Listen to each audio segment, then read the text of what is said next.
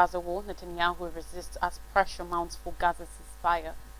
Biden and Harris meet for first joint campaign stop.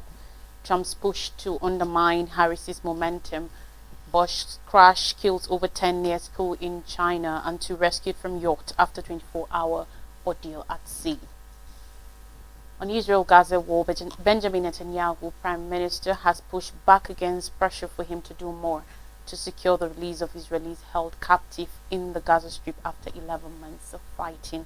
The Prime Minister is facing mass protests at home and pressure from United States President Joe Biden after Israeli forces at the weekend recovered the bodies of 6 captives, including 23-year-old American-Israeli Hersh Goldberg Paulin. But on Monday, he indicated he was in no mood to compromise. He insisted Israeli control of the Philadelphia corridor, a narrow band along Gaza's border with Egypt, where Israel contends Hamas smuggles weapons into Gaza, was an essential part of any ceasefire agreement. Egypt and Hamas deny such activity, and the Palestinian group has refuted any Israeli presence in the area. Netanyahu called the corridor key to ensuring Hamas, which controls Gaza, was not able to use the tunnels to ram. The major Israeli ally appears to be growing weary of his inflexibility. Speaking at the White House on Monday, Biden said he did not think Netanyahu was doing sufficient to reach a deal, and signaled that the U.S. was planning to present a final proposal to both sides this week. Biden said later in the evening that he plans to talk to Netanyahu eventually, but did not state a clear timeline when asked. Biden and Netanyahu had spoken many times since Israel started its war in Gaza closely a year ago.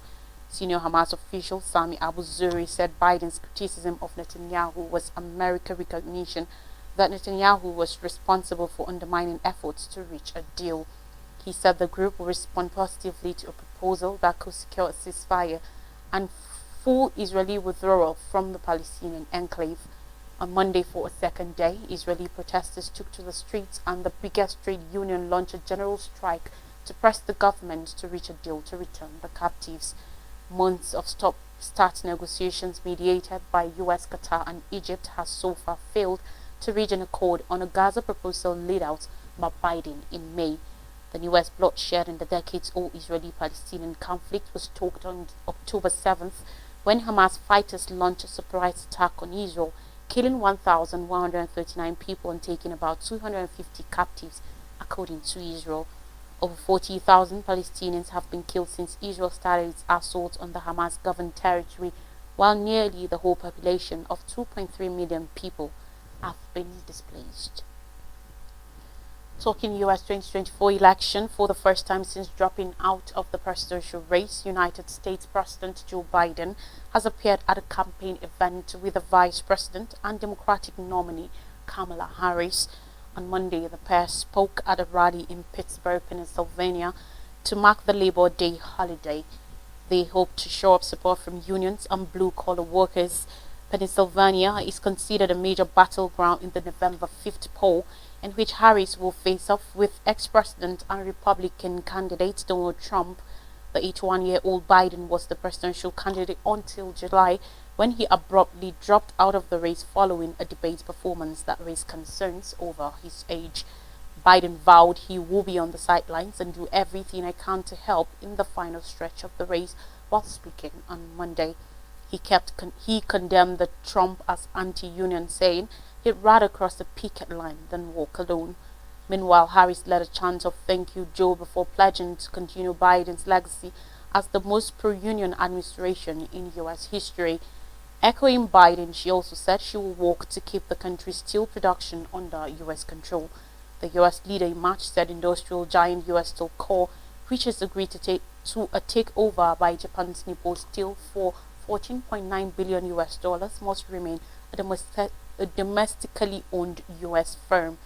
Harris and Biden appeared together at the Democratic National Convention (DNC) and at a White House event on Medicare drug price cuts last month. However, the event in Pittsburgh was their first joint appearance at a campaign rally since Harris formally became the nominee. The vice president held an event in Detroit, Michigan earlier in the day, another major battleground state where she again faced protesters calling for Washington to immediately shift its material and political support for Israel amid its ongoing war on Gaza. Still sticking with US 2024 election, Donald Trump is trying to crush Democratic nominee Kamala Harris's persona as a force of change and to damage her personal credibility as a potential president, as there's still fresh competition split into the final 9 weeks before election day. The ex-president in recent days has launched an extensive assault using the insult-driven politics with which he won power in 2016, even as his advisers have been pleading with him to focus his attention on top voter concerns including high prices and immigration.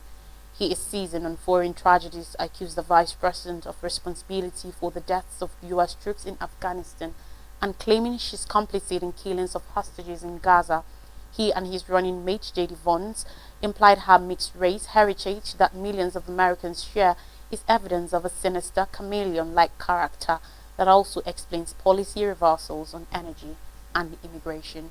He augmented a sexually themed social media slander against her in an ugly moment, and his dark campaign ads allege she will slash social security benefits by welcoming millions of undocumented migrants to the country.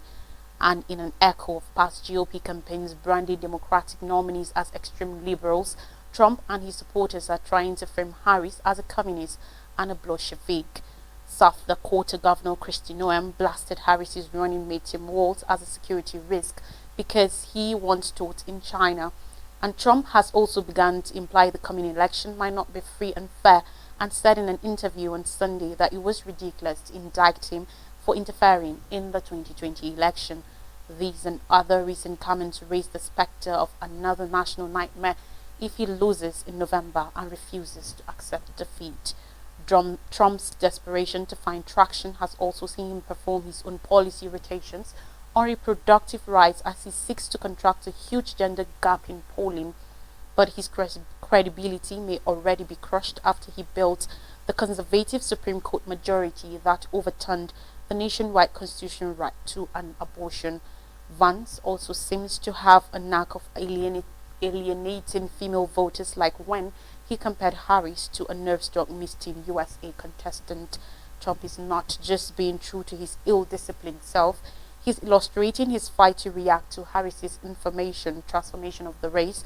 Progressively brazen efforts to puncture Harris's bubble of hope also betray frustration in the Trump camp that she's managing to distinguish herself from her boss and is presenting a fresh option that her 78-year-old GOP rival, and Trump is showing that there's almost nothing he won't do to win. Away from US 2024 election, now according to police and report, a bus crashed into a crowd of students and parents outside a school in eastern China on Tuesday morning, killing 11 people and wounding 13 others. The students were waiting to enter the gate of a middle school in Taiyuan City in Shandong province when the bus slammed into them after 7 a.m. according to report. The bus, particularly customized for transporting students, lost control when it drove into an intersection, the Public Security Bureau in Dongping County said in a statement. 5 students and 6 parents were killed, it said. One of the wounded was in critical condition, while the others were stable, according to the police. The statement said the bus driver has been placed in police custody and the cause of the incident is being probed. China has faced a spate of car ramming and stabbing attacks aiming school children in recent years, as well as deadly road traffic accidents involving school buses. A car careened into a group of pupils in Dezhou in March, another city in Shandong, killing 2 people and leaving 6 others extremely injured, reports said at the time. Later in the month, a bus carrying students collided with a dump truck in the city of Nantong in the eastern province of Jiangsu, killing 1 person and wounding 8 others. 6 people were killed and 1 injured in an early morning stabbing incident outside a kindergarten in southern Guangdong province last year, and a 2022 stabbing also at a kindergarten killed 3 and injured 6 in eastern Jiangxi province. Meanwhile, after a terrifying night at sea as 6-meter 20-foot waves tossed through stricken yachts closely 200 miles 322 kilometers off Australia's eastern coast as they drifted at speed towards New Zealand, 2 people have been rescued.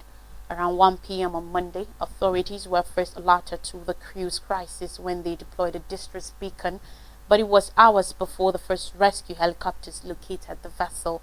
The 20-meter yacht, the Spirit of Midship, had lost power and communications and was being hit by winds of up to 90 kilometers an hour, as well as waves up to 6 meters high. Ben Flight, duty manager at the Australian Maritime Safety Authority Response Centre, said, and I quote, "The helicopter's crew were able to fly above the yacht and they could communicate via radio to the yacht, but they were unable to pick them up." Another rescue effort was later abandoned due to rough seas, forcing the two people, a man 60 and woman 48, to spend what Flight described as a horrible night at sea. They weren't injured, but the vessel had suffered a mechanical issue of some kind, and they couldn't steer and they couldn't make their own way through the water, so they were drifting and they were taking on water as well, so they were in quite a serious situation, said Flight. Two Australian Navy ships, HMAS Arunta and HMAS Canberra, answered calls for assistance, as well as Royal Australian Air Force C-130J Hercules aircraft, according to the Australian Defence Force ADF. The ships, along with a nearby merchant vessel, monitored the yacht's location overnight, and the rescue could resume in the early hours of the morning when conditions had eased.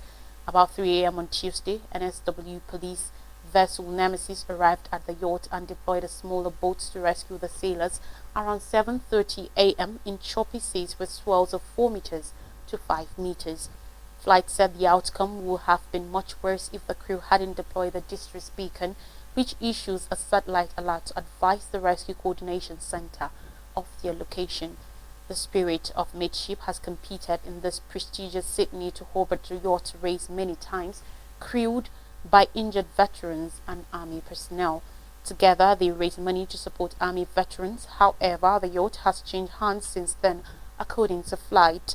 The rescued sailors are anticipated to arrive back in Sydney on Tuesday night after a 12-hour voyage. On more stories now, back to the United States. U.S. seizes Venezuela's Maduro's plane in Dominican Republic. The United States has held Venezuela's President Nicolas Maduro's airplane after determining that its acquisition was in violation of U.S. sanctions, among other criminal issues. According to two U.S. officials, the U.S. flew the aircraft to Florida on Monday. It's the newest development in what has long been a frosty relationship between the U.S. and Venezuela, and its seizure in the Dominican Republic marks an intensification as the United States continues to probe what it regards as corrupt practices by Venezuela's government. The plane has been described by officials as Venezuela's equivalent to Air Force One and has been pictured in former state visits by Maduro around the world.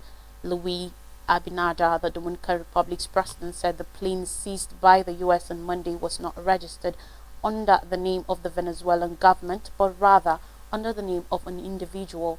Foreign Minister of the Dominican Republic, Roberto Alvarez, said the country's Attorney General's office received an order last May from a national court to immobilize the plane. The U.S. had requested it be immobilized so they could search it for evidence and objects linked to fraud activities, smuggling of goods for illicit activities, and money laundering, he said. In a statement, U.S. Attorney General Merrick Garland said, and I quote, "The Justice Department seized an aircraft we allege was illegally purchased for $13 million through a shell company and smuggled out of the United States for use by Nicolas Maduro and his cronies. The plane, a Dassault Falcon 900EX, was purchased for a company in Florida," the Justice Department said, and was illegally exported in April 2023 from the United States to Venezuela through the Caribbean. It was used for Maduro's international travels and flew almost exclusively to and from a military base in Venezuela, according to the Justice Department. Records indicate that the plane's last registered flight was in March, flying from Caracas to the Dominican Republic, capital of Santo Domingo. In a statement on Monday, the Venezuelan government described the seizure as piracy and accused Washington of escalating aggression toward Maduro's government following a contested presidential poll this July. In African scenes, DRC says 129 killed in escape attempt from major prison. No less than 129 people were killed while trying to escape from the central Makala prison in the capital, Kinshasa. Authorities in Democratic Republic of Congo (DRC) have said. Interior Minister Shabani Luku, in a statement early on Tuesday, said prisoners tried to break out on Monday amid a fire that hit the building's administrative buildings, including the infirmary. The provisional toll is 129 dead, including 24 by gunfire. After warning, Luku said in a statement, adding that some 59 people were wounded. He said there was significant material damage. Luku said he was holding a crisis meeting with the Defense and Security Services, but that calm had been restored. Makala prison is the biggest in the DRC and was built to hold 1,500 prisoners. According to official figures, it presently has between 14,000 and 15,000 detainees. Most of them are people awaiting trial, Amnesty International said in its most recent country report on the DRC. The prison has recorded prior jailbreaks, including in 2017, when over 4,000 prisoners escaped from the facility after an attack by armed men at night. Authorities had been trying to lessen overcrowding, with dozens of inmates released in recent months. There was no public comment on Monday's incident from Congolese President Felix Tshisekedi, who is in China on an official visit. Constant Matumba, Justice Minister, called the attack a premeditated act of sabotage carried out to undermine efforts to boost the condition of prisons. He also announced a ban on the transfer of inmates from the prison and said authorities will build a new prison, among other efforts to decrease overcrowding. Still in Africa, China-Africa deals impact Kenya's economic landscape. The outcomes of China-Africa infrastructure partnerships have become evident across the African continent over the past few years. Over 50 heads of state, including Kenyan President Dr. William Ruto, are in Beijing for the 2024 summit of the 9th Forum on China-Africa Cooperation, taking place from September 4th. The Mombasa-Nairobi Standard Gauge Railway (SGR), a major project of the Belt and Road Initiative, has positively influenced Kenya's economic and social growth. The Mombasa-Nairobi SGR had moved 2.684 million standard containers and 32.87 million metric tons of cargo by the end of May 2024. It also facilitated the transport of 12.87 million passengers. Over the last 7 years, the SGR has established over 74,000 jobs in Kenya and trained over 2,800 professionals. These projects contribute around 2% to Kenya's GDP growth. We take a breather now. When we come back, stories from Nigeria. Don't go anywhere.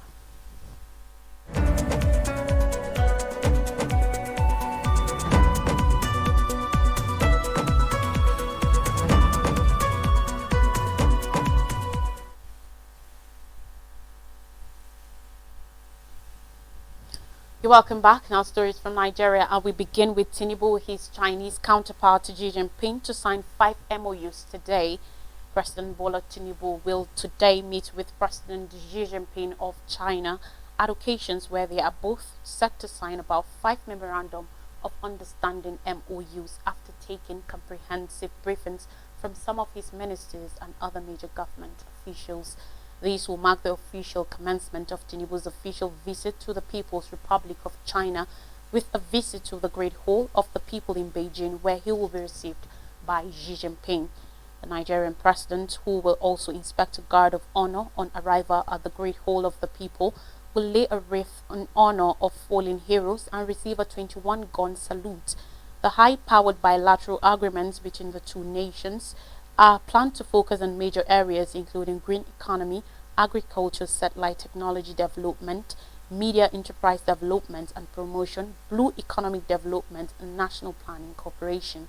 The summit will also provide a platform for the two heads of state to deliberate matters of mutual interest, spanning economic cooperation, national, regional, and international security, and other pressing universal issues.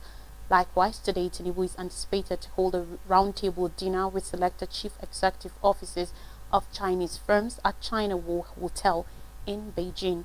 He had earlier yesterday paid site visits to 2 prominent Chinese corporations, Huawei Technologies and the China Rail and Construction Corporation (CRCC) to fast-track the completion of the Ibadan to Abuja segment of the Lagos to Kano high-speed rail line. Tinubu will also engage in strategic meetings with 10 chief executives of key Chinese corporations boasting assets under management totaling over $3 trillion across various sectors, including ICT, oil and gas, aluminum production, seaport construction, financial services, and satellite technology development. The visit is anticipated to yield instant and long-term benefits for the Nigerian economy and the people, underscoring the president's commitment to economic growth and development. The Nigerian president will also feature at the 2024 summit of the Forum on China-African Cooperation, holding in Beijing from Wednesday, September 4th to Friday, September 6th. And finally, on the news, official says Dangote refinery starts petrol processing. An official has said the 650,000 barrels per day Dangote refinery has started the processing of petrol, according to report on Monday, quoting an official of the company. The Nigerian National Petroleum Company Limited (NNPCL) will buy its products exclusively. The Vukuma Edwin, a vice president at Dangote Industries Limited, was quoted as saying, "We are testing the product and subsequently it will start flowing into the product tanks." Edwin did not say precisely when the product will hit the local market. He explained that NNPCL, Nigeria's sole importer, will buy its gasoline exclusively. The recent development could reduce NNPCL's struggle to supply the local market and assist tackle fuel scarcity that has hit major cities across Nigeria in recent months. The company's group chief branding and communications officer, Anthony Chichina, confirming the development in a short response to on Monday evening, according to report. The company had set dates for its domestic petrol supply in recent months, but the timelines were unmet. In June, the president of Dangote Group, Aliko Dangote, said petrol refined at the refinery will hit the market in July. Dangote, who revealed this when he received a Senate delegation led by Senate President Godswill Akpabio on a tour on the facility at the time, explained that the date change was because of a delay that triggered the shift from the initial proposed date of June to mid-July. In July again, Dangote said petrol production in the refinery was disrupted because of the fire incident at the refinery. Meanwhile, in August, the refinery insisted that petrol refined at the refinery will hit the market by the end of August. In recent months, the Dangote Group and the petroleum regulators in Nigeria have been at loggerheads over the control of the petroleum downstream markets. The Federal Executive Council (FEC) in July directed NNPCL to engage the Dangote refinery and other local refineries to resolve the dispute over the sale of crude oil to them. The FEC, presided over by President Bola Tinubu, also directed that such crude oil sales to the refineries be made in Naira and that the refineries located in Nigeria should also sell their refined products to the Nigerian market in Naira. A recap of major stories says Netanyahu resists as pressure mounts for Gaza ceasefire.